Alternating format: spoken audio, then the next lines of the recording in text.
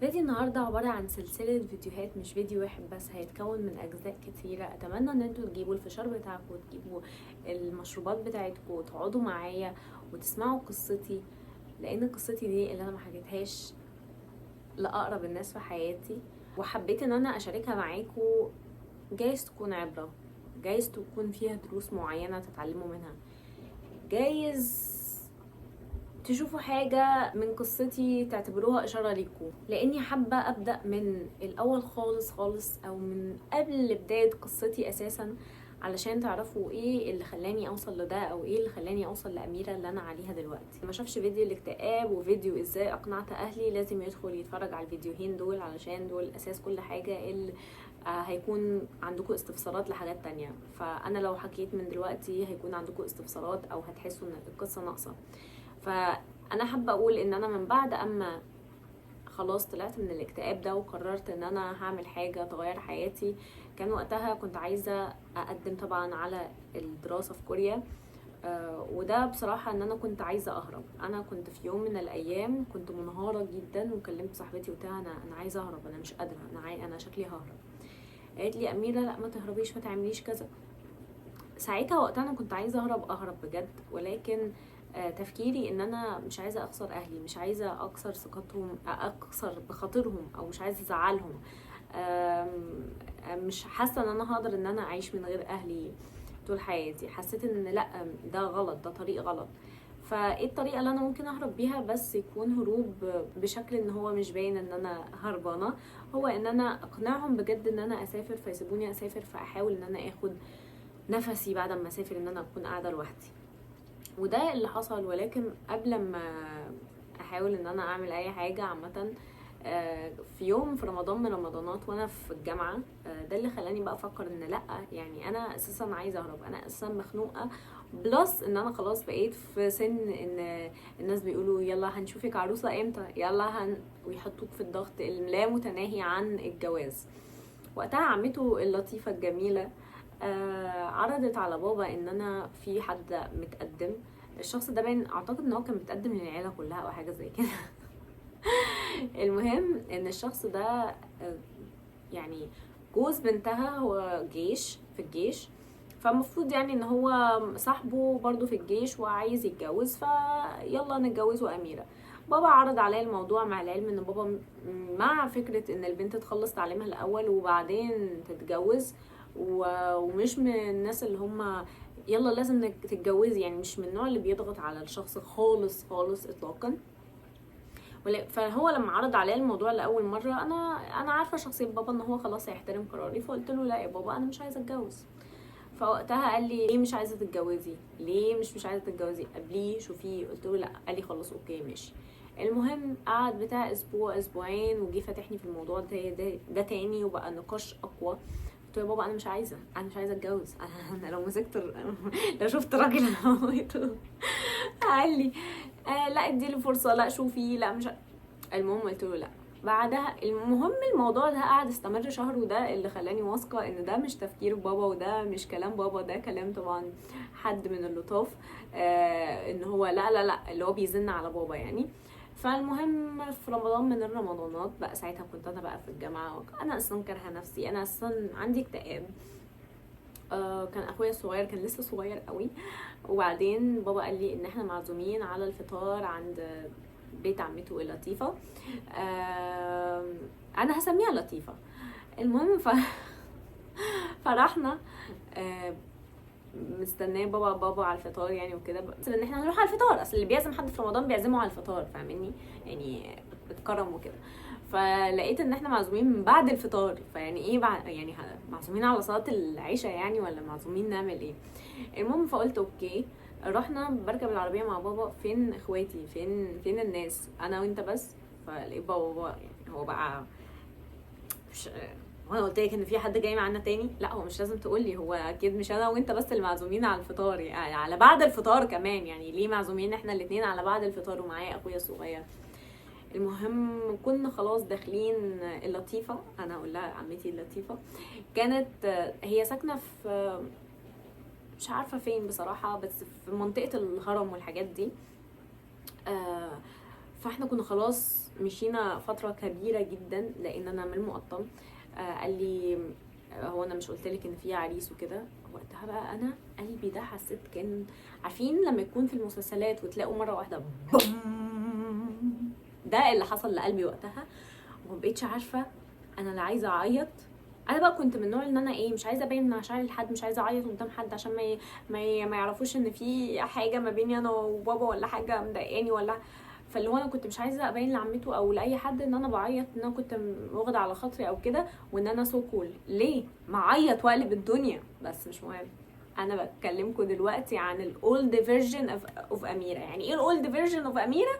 اميره بتاعت زمان، بتاعت زمان. مع العلم أميرة بتاعت زمان هي ما كانتش بتقدر تقول لأ على حاجة، كانت بتحاول تقول لأ بس ما كانت بترجع في الآخر وبتعمل حاجة اللي غيرها عايزها، علشان هي people pleaser، عايزة الناس كلها تحبها وتسقف لها وتقول لها شطورة انتي جميلة جدا.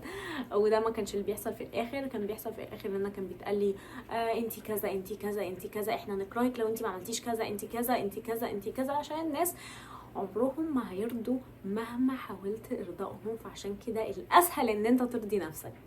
المهم رحت وصلت، قاعده جوه في الاوضه. هو جه بعد صلاه التراويح، وبعد كده بقى بابا بيقول لي يلا يا اميره اطلعي. طب اطلع فين؟ قال لي اطلعي عشان تسلمي على العريس. اقول له ايه بقى؟ قال لي يعني ايه اطلعي اتكلمي معايا؟ قلت له يعني انا هطلع اقول له ايه؟ ازيك يا برنس يا معلم عامل ايه؟ اول مره اشوف عريس في حياتي، مش عارفه المفروض اطلع اقول ايه اساسا. قال لي بس اطلعي وهو الكلام هيجيب بعض. طلعت انا قاعده بقى زي الراجل كده، انا قاعده كده بقى اللي هو انا مخنوقه انسان من حياتي. هو قاعد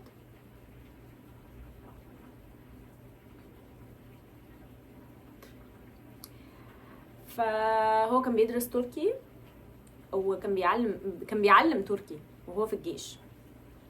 ف انتي سمعتي انتي مش عارفه ايه بلا بلا بلا لا لا لا وانا برد على قد السؤال. طب ما عندكيش سؤال ليا؟ لا بصراحه مش عندي، بابا قال لي على كل حاجه. اوكي. طب هو انتي، انا سمعت ان انتي بتدرسي كوري، بتتعلمي كوري. يعني كنت ساعتها بقى لسه في بدايه ان انا بدرس الكوري في معهد سيجونج اللي في مصر. طيب بقى انتي تعرفي في واحده، بص بقى سبحان الله يا جماعه، بص سبحان الله، ده في واحدة بتعلم كوري وخريجة ألسن، البنت دي مخطوبة وهتتجوز خلاص لواحد صاحبي الأنتيم. مع العلم بقى ان مش عارفة ازاي صاحبه الأنتيم، لأن هو أساسا صاحبه الأنتيم ده بقى هنقول مثلا اسمه ام، مثلا نقول اسمه ام، مع البنت اللي اسمها ان، ام وان صاحب، يعني ام ده صاحب اللي هو متقدم لي ده اساسا كان ان دي في البيت اللي هم هيتجوزوا فيه. متفاهمه الفجر. انا عندي تراما اساسا من ضباط الجيش. اصلا انا عندي تراما من اي حد اسمه الظا كده. خلاص انت وظيفتك ايه الظا؟ اطلع بره. فقلت له صاحبك. قال لي صاحبي صاحبك. قال لي صاحبي صاحبته. يا سلام ايه الجمال ده. فقال لي فانت بقى بتتعلمي كوري مش عارفه. فانا قعدت كده، فهو بقى قاعد باصص لي. فانا قام قال لي طيب مفيش اي سؤال عايزه تسالي؟ اي حاجه عندك فضول عنها عني؟ اي حاجه عن حياتي او كده؟ قلت له بص بصراحه انا ما كنتش عارفه ان انا هقابلك النهارده اصلا، انا جيت على غفله. قال لي اتكسف كده وقال لي جيتي على غفله فبابا قال لي خشي يا اميره جوه. فدخل بقى جوه، وانا بقى من ساعتها بقى حسيت انا اصلا كنت في فتره الاكتئاب لسه ما طلعتش منها. انا اساسا حياتي على المحك. انا اساسا حاسه ان انا مش قادره، لا في الجامعه قادره، لا في حياتي شخصيه قادره، لا في النفسيه قادره. جايبين لي عريس كمان وظابط. ده الدنيا باظت يا جماعه. المهم وقتها روحت البيت، وانا بقى مروحه في طريقي، وانا مع العلم صحيح ان هو كان اكبر مني ب10 سنين اصلا، ولا اكتر من 10 سنين كمان. يعني لا كان اكتر من 10 سنين، هو كان اكبر مني ب12 سنه او حاجه زي كده. وساعتها بقى بابا لما عرف الموضوع ده قال لا انا مش هسمح يعني ان حد يكون اكبر مني ب12 سنه. المهم بقى فعمتي لطيفه بقى قالت لي ايه، بقول لك ايه يا اميره، ما تقوليش بقى لحد ان على العريس ده علشان انا هجيبه لاخواتك. ما هو ما هم فاتحين جمعيه، يلا اللي عايز يتجوز اعدي على اختي الاولانيه، اختي التانية، اختي التالتة، اختي الرابعه. طبعا انا اخواتي ما شاء الله عليهم زي القمر. انا عندي من الاخوات البنات 4 بنات بجد زي القمر، زي العسل، شخصيه، جمال، حلاوه.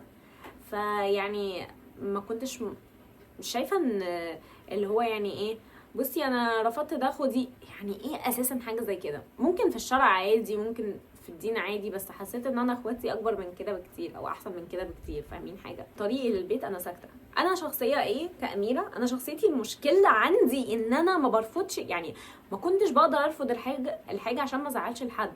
بس انا عارفه برضو شخصيتي ان انا لو سكت مره واتنين وتلاته وقعدت اكبت بنفجر، ولما بنفجر ما بعرفش انا بقول ايه اساسا، بيطلع مني حاجات مش منظمه، يعني كانها داتا عندي، بس الداتا طالعه مفيرسه فمش منظمه، مش معروف مين راح فين ومين جاي منين.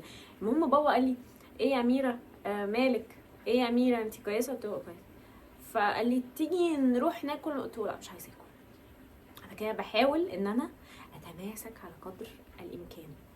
تيجي معرفش، لا مش قادره. المهم روحت، وصلنا تحت البيت، وبعدين اخويا الصغنون ده لما لقاني بعيط بيقول لي انا عارف انت مش عارف انت بتعيطي ليه عشان انت مش عايزه تتجوزي صح؟ ايوه صح.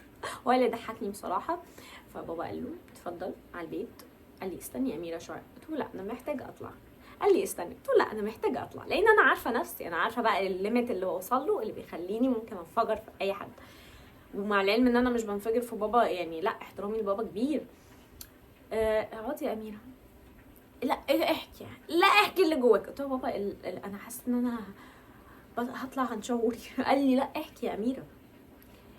فتحت بقي من هنا، انا مش فاكره الكلام اللي انا طلعته، بس اللي انا فاكراه